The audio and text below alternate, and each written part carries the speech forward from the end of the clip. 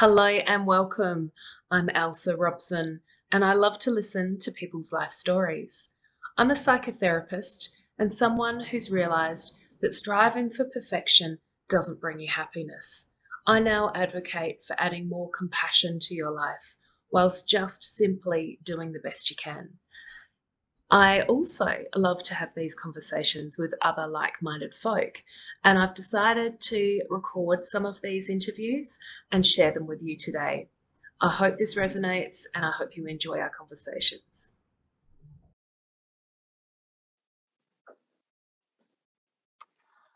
Well, good morning, Airlie. How are you going? Good morning. How are you? Good. Aerlie Wildy is kind of like one of my best friends, and certainly one of my best friends in business. And she has agreed to come and chat with me today. But I think she's probably also a little bit nervous about about this conversation because she knows me, right? I know. How deep is this going to go?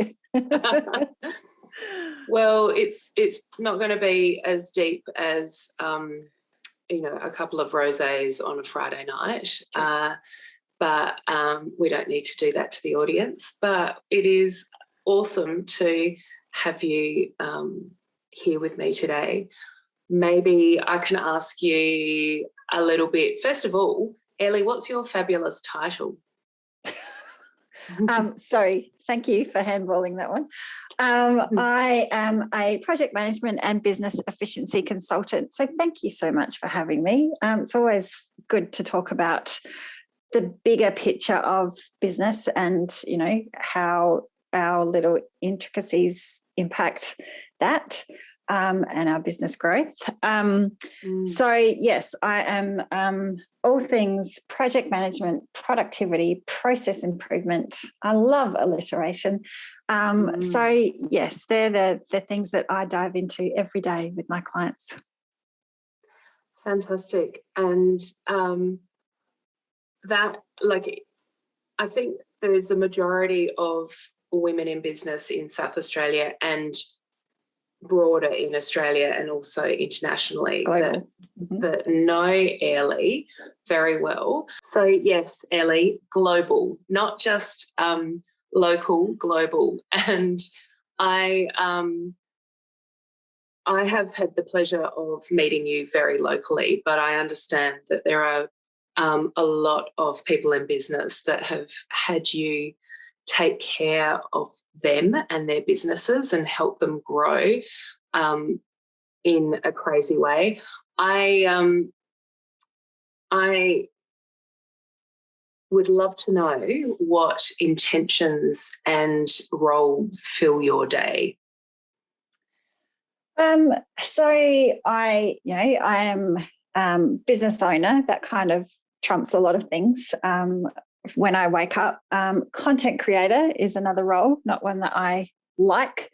I'm not a fan of creating content. I'd rather just be deep in the design of structure and processes. Mum and wife, all of those kind of roles. Food, meal planner, that's a big one. But also my intentions most days are to be calm and clear, because that I think is when I am best for my clients, because they come with overwhelm, and they part of my role is to kind of just, yes, I do all these things with their systems and I work with them, but my goal and my intention for our sessions is for them to go away feeling calm and more in control, and like they have a plan, because they often are struggling with that aspect of their business. Although they have plans, but the kind of details and how to get there is hard sometimes when there is so much going on, when we have so much going on. So to do that, to move my body as well, walking is one of my favourite things to do that keeps me sane. And yeah, just kind of being effective with my time. I don't always win that one, but I love productivity and I know lots about it, but we all struggle with that, and no one is perfect with that, so not even me. No, I remember actually one of the first things that I found, enjoying my cat, by the way, one of the first things you came into my life and I thought, wow, she's pretty fabulous. We've got children that went to primary school together, and you had on your website, you had like a how to plan for school lunches or different options for school lunches. Yes. And yes. I was just kind of blown away by that. I was like, oh my gosh, like part of me was just like, oh, that's, she is amazing. Like how incredible to do all of that. And the other side of me was like, what an overachiever. And but it's kind of that, I feel like it is that perfect thing. You are like, and in the highest, like with the highest possible regard, you are an overachiever. Like you are so amazing at what you do, and you are always kind of so many steps ahead of everyone else, which is wonderful. But I also know that you are real and you are imperfect, just like the rest of us. And I really appreciate when you spoke about your intention there to be calm and help kind of help your clients with their clarity, because that's my work too. It is to hold that space and to have the tools at hand, but also to be able to provide them at the right time and not overwhelm. Yes, and I do not always get that right, because my brain does work very quickly, and I can see often steps ahead, and I'm there, and then I have to come back and take the people with me. And unless I slow down and do that intentionally, then I can overwhelm my clients very easily.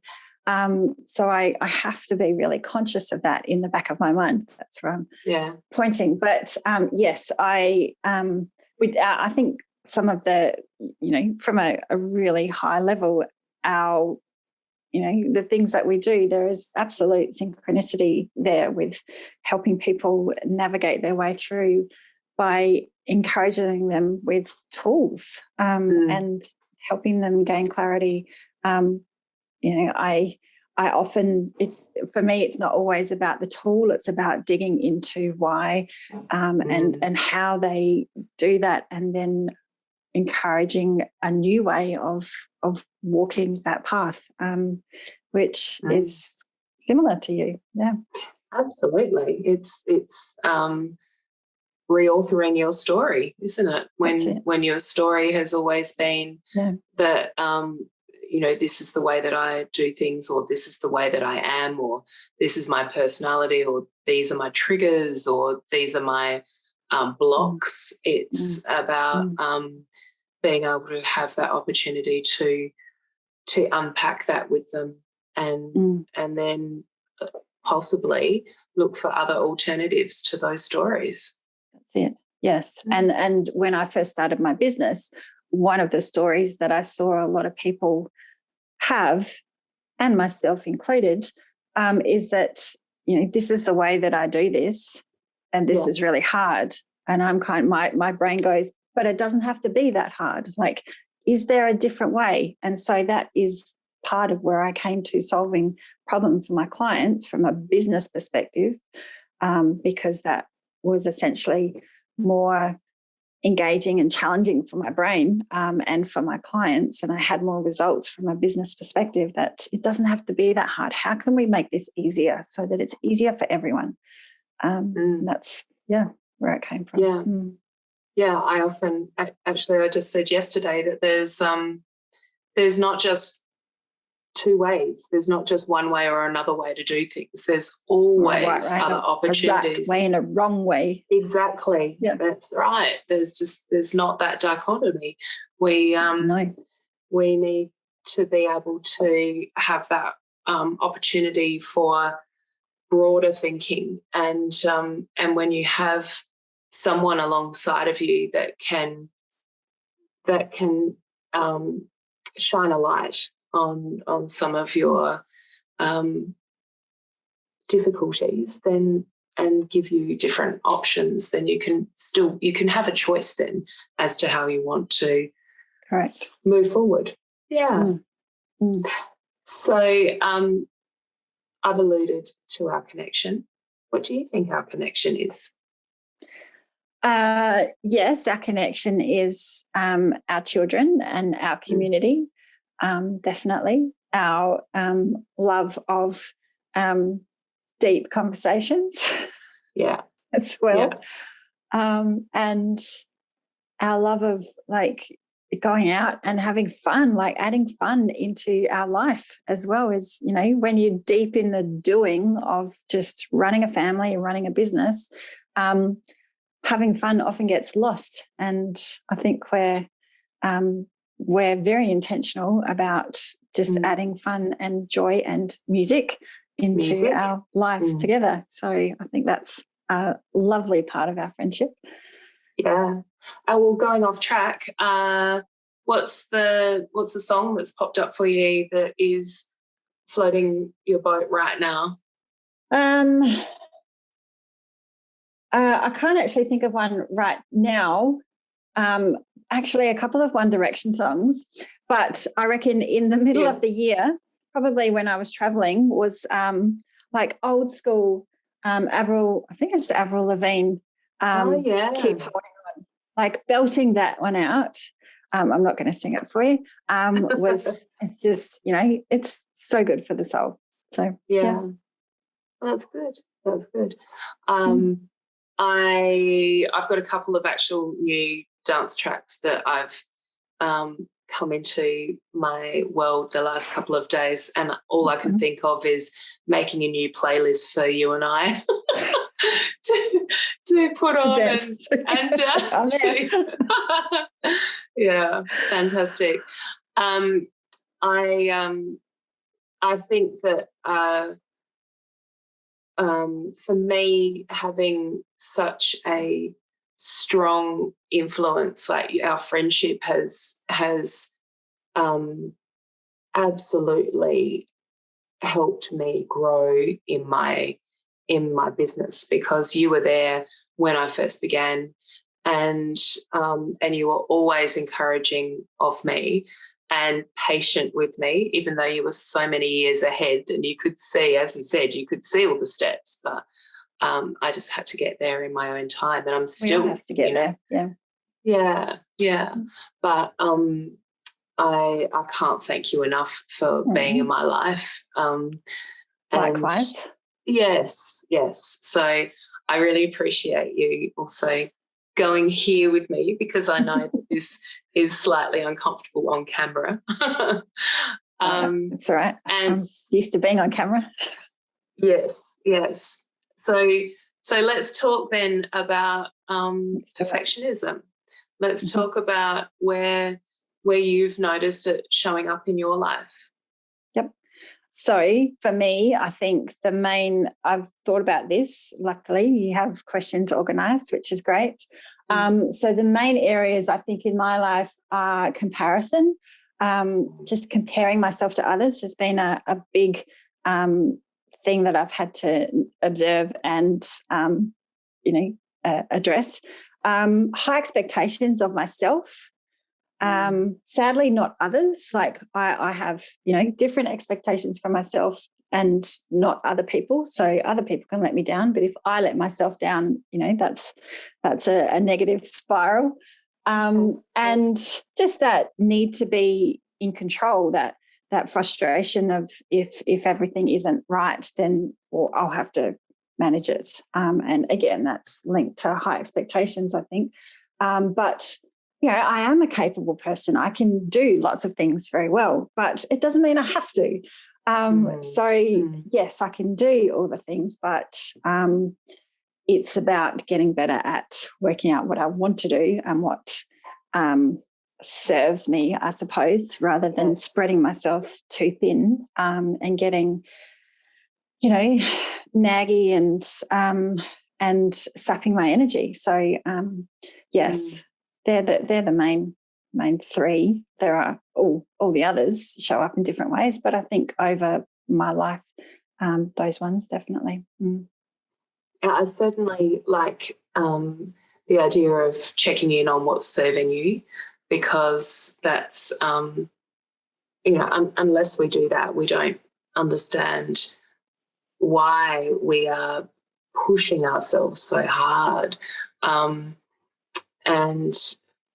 sometimes we're able to let go. I've actually got I've got a post that I'm writing at the moment about giving yourself permission to whatever it is that you need to do, rather than wait for someone else to give you that permission.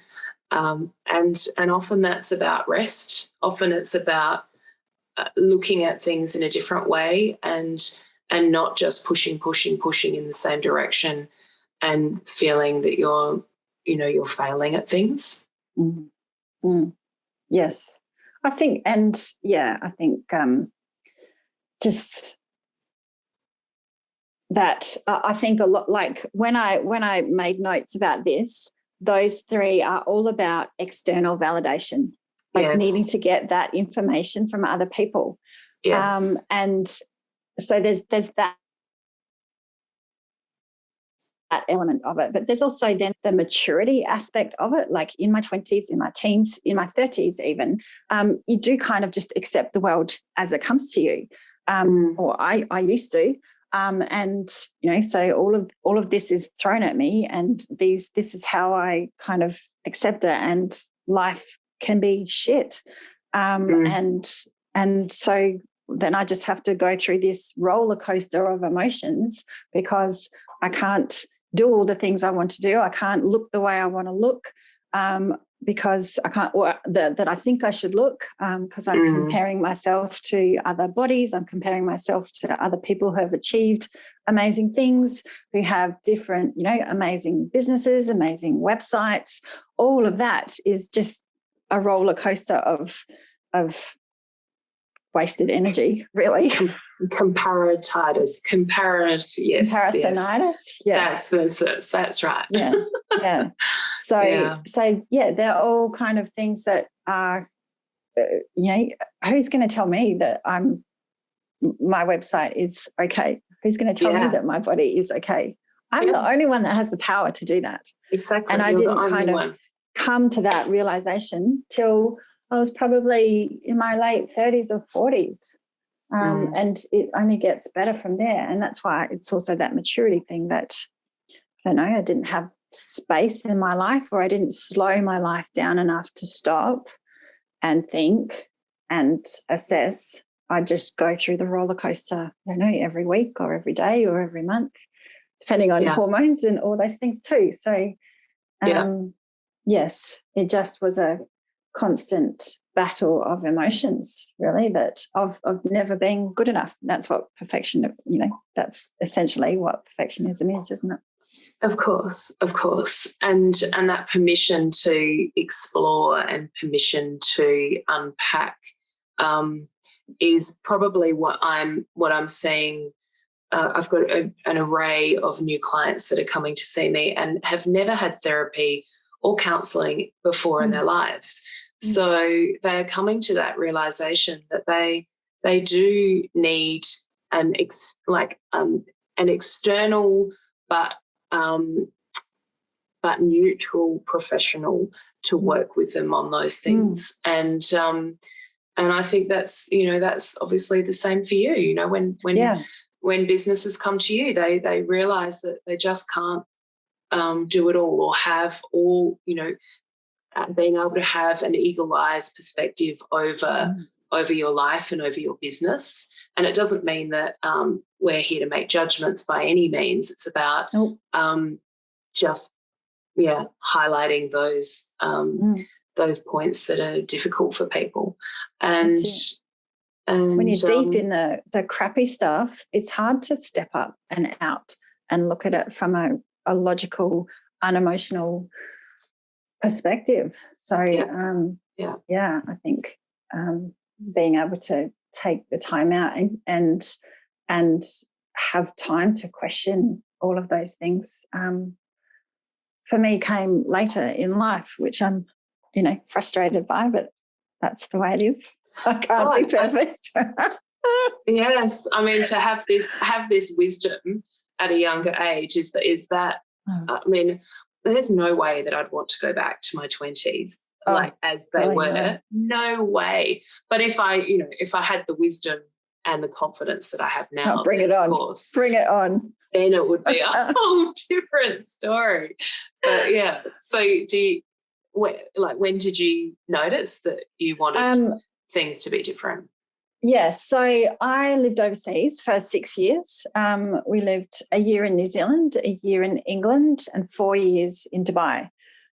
So I had to be really resilient to kind of pick myself up, move countries each time, leave an amazing job that I had initially, leave my family, and try and make friends and establish myself in these new places all the time.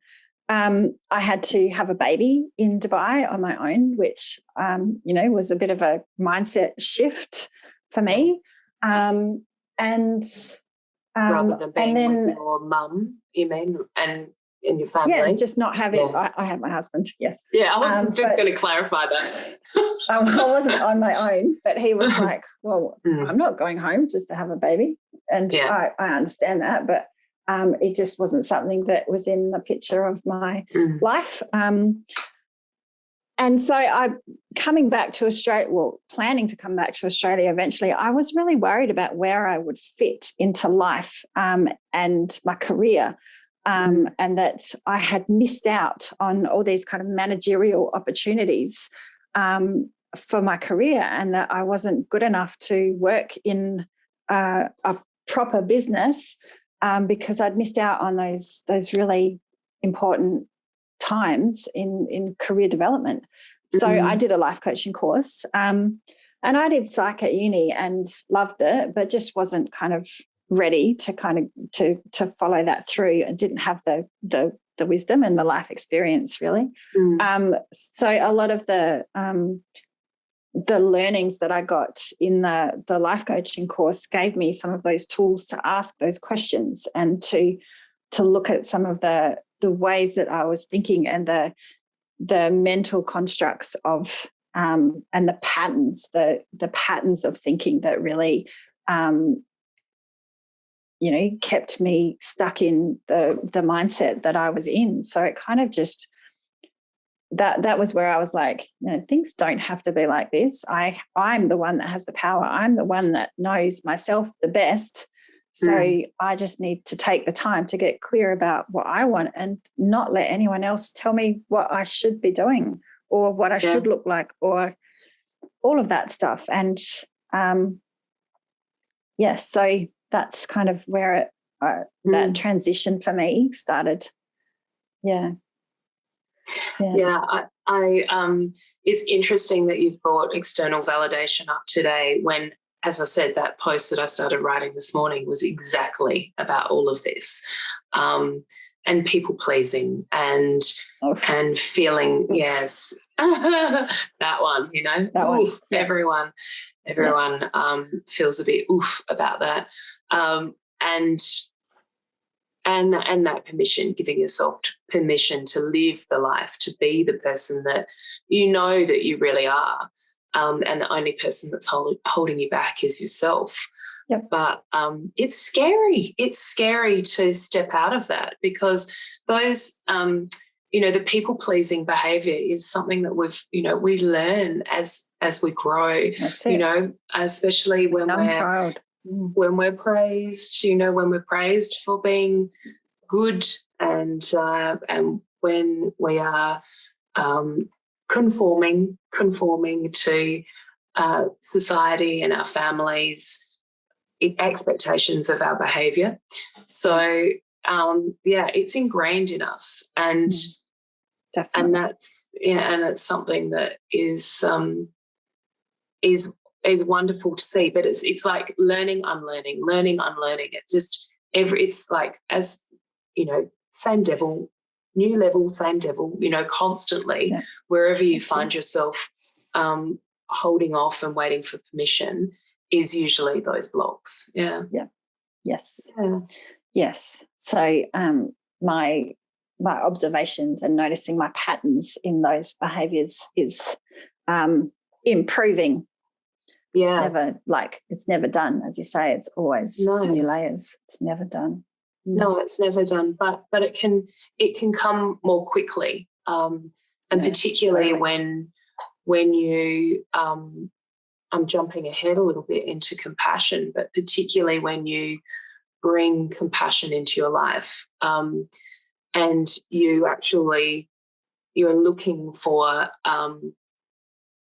gratitude, you're looking for compassion and the more positive aspects, then it shifts in you that judgment fairly quickly. But it doesn't come without the sting first, of course. No, that's it. Yep. So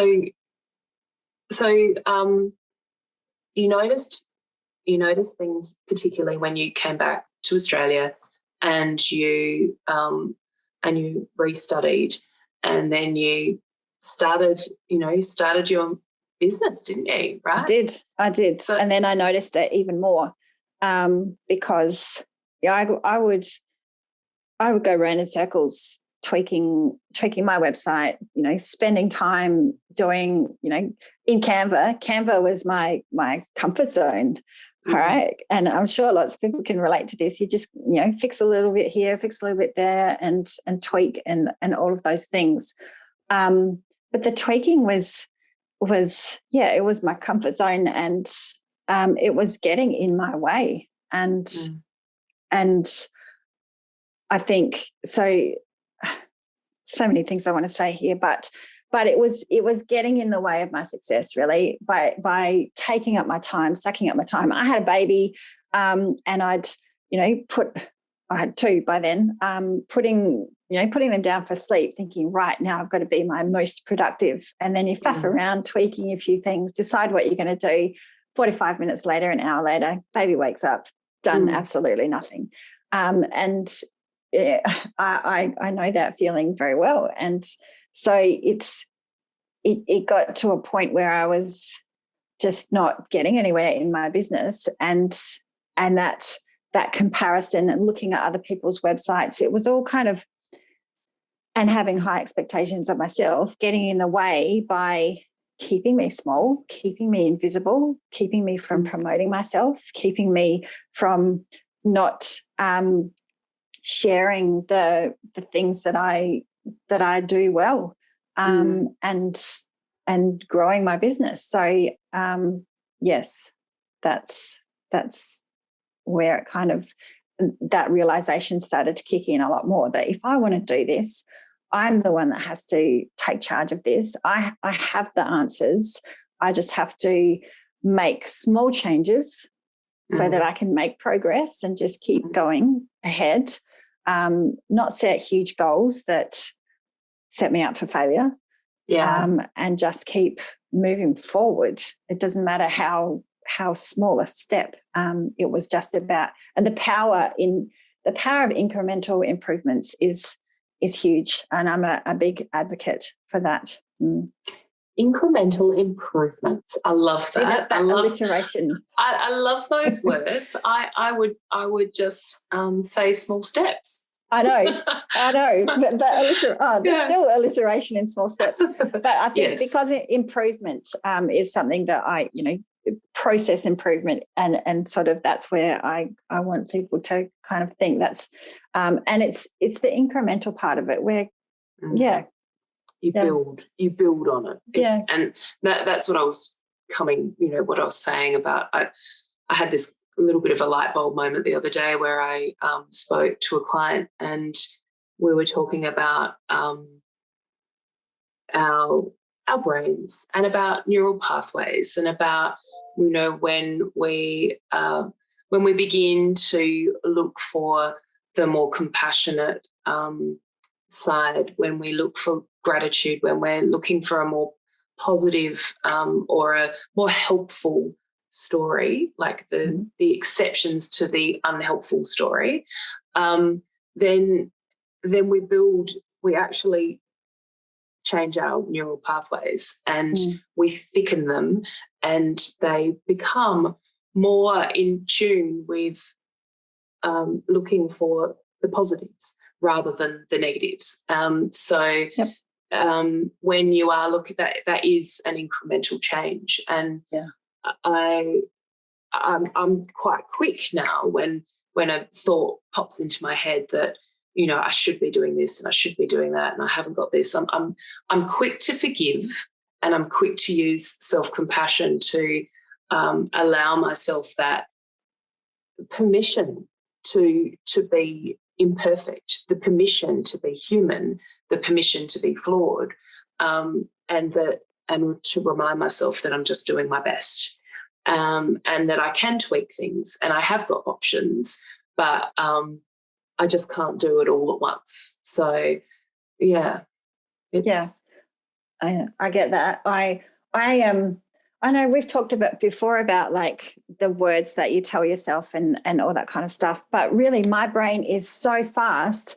I don't have the words. I have the sense, the essence of maybe disappointment or frustration, but all of that conversation, it doesn't happen. It's more of a like that's it. That's right. Literally it. So for me, having to slow down and tune into exactly what I might have been disappointed about is what I have to work on, because it does happen so quickly for me. It's either it's just a sense. I don't have a running stream of conversation in my head.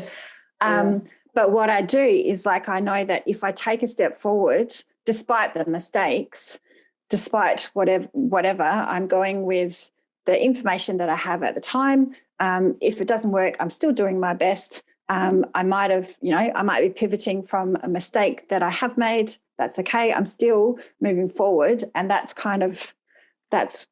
where I get to quite quickly. Yeah. Yeah. I was thinking about, funny, isn't it? I can think of an example exactly. And remember when we went rowing a couple of months ago, and Airlie and I haven't rowed since school. Since school, in an eight-person boat, 8-person sweep. And I was getting frustrated with myself, like just because it had been decades since we'd been on the water, decades in a boat. Couldn't remember, like, even the terminology, like what was getting called at us, and everybody was being very patient. So much to learn. Yeah. So patient around us, but it was still so frustrating. And I was getting to a point where I was going back to my stroppy, shitty 15-year-old self that would just say, pull over, like, I'm getting off, like, stuff this, I've had enough. And I had to kind of breathe through it, like breathe through this rebelliousness that would come up where I'd just go, I'm out. and we talked about this afterwards, and you said you didn't have that. I've never had that. Chatter. Yeah. It's just a kind of a sense, and I suppose my brain is also going, how can I make this easier for myself? What do I need to do? And it's a very quick sense. So when you talk about those neural pathways, I think that's something I can definitely improve on, because if I do slow down, because slowing down is where the calm and the clarity is, then that's, that's certainly what I want to improve on. Yeah, and the acknowledgement, just the acknowledgement in that moment of what is actually happening. But yeah, it's fascinating to listen, because we're not all the same. We're not all like, we exactly that. We need to find our ways of being able to challenge that, those feelings of imperfection. Yes. Yeah. I also know that, like, and I haven't done this for a while, probably because I'm better at it, but I used to, when you're walking and you've kind of seen something if you've seen something on social media or in a magazine or on TV that kind of triggers you, that's, that comparison stuff, and your brain is kind of, I often do this when I'm walking. I have to hit myself to interrupt the pattern of thinking, like a slap on the leg. Is to kind of go, stop, just stop doing this, because this is getting you nowhere. And it's triggered off this kind of, I could do this and I could do this so that I could be better at something. Here's all my options, but actually just stop, because this is a train of thought that's not helping. Yeah. And other people use tapping for that. And some people use, rubber bands on their wrists and all sorts of ways to kind of just interrupt that. Sometimes I'll, just use breath work, and other times it's just like just say to myself, like, out loud, just stop, like, quit, like, enough. Or even imagine like a stop sign in my head, like, enough, done. Fantastic. So we've touched on compassion, I think. Is there anything else that you were wanting to, I think that, like, the ways that I do probably show compassion to myself is just, when it gets down and crappy, I have this basic fundamental belief that I'm okay. Yeah. And I know that it doesn't go any deeper than that. Like, no matter what happens, I'm still okay. I will be okay. Yeah. And so that's like my form of backing myself. Like, whatever happens, I will be okay. So continue. You're okay. You are enough. You're okay. And so that's kind of where I get to. I do journal a lot, and probably maybe work through some of those words slower in the journaling, because again, I know that I'm the one that has the knowledge. I know myself the best. So that's when I suppose give myself permission to ask those questions and write what it is that I do need, so that I can do what I want to do. And taking care of myself, just that allows me to take care of others. So yeah. When you said that you fundamentally think, underneath it all, that you're okay, I think that's what comes across when I know I've been flailing around and needing your support in business and personally. I think that fundamental idea of you're okay also filters into how you feel about others. Like, you do really trust in people's ability to be enough as they are. And that comes through in your work, and it comes through personally as well. Yeah. Thank you. Yeah. That's my baseline of being, really, that it's okay. Yeah. So thank you. Well, you give others permission to be okay as well. And that's a gift. Yeah. I feel like I can do that because I'm old. You are not old, because that would make me old. So zip it, lock it, put in your pocket. But yes, I do know that everyone's got the answers in themselves. It's just a matter of they do it, and having people like you in their lives to help them get that and navigate their way through and carve their own path out, because we're all carving our own path out in our own unique way, and that's okay.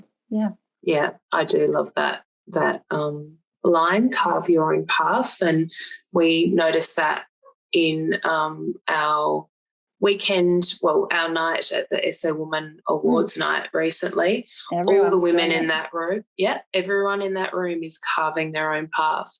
And they're cutting all the weeds out and just making it theirs. Yeah.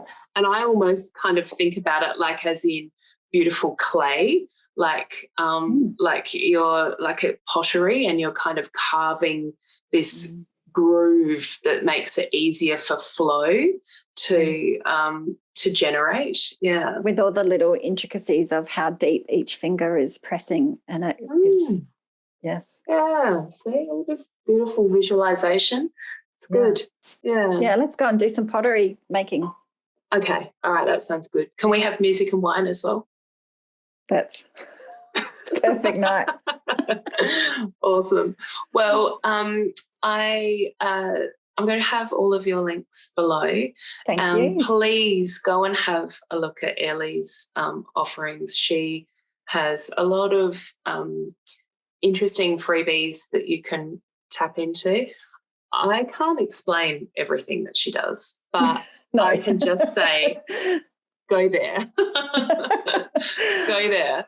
And you will be surprised by how much further you can advance in your business and your life, because, you know, business is our lives as well. Business is life. Yeah. Yeah. So I really appreciate that. And thank you for your time. Yes, I appreciate your trust in me. It's been a lovely conversation. Thank you. Yeah, it has. Cool. Thank you. Thank you. See you later. Bye. Bye.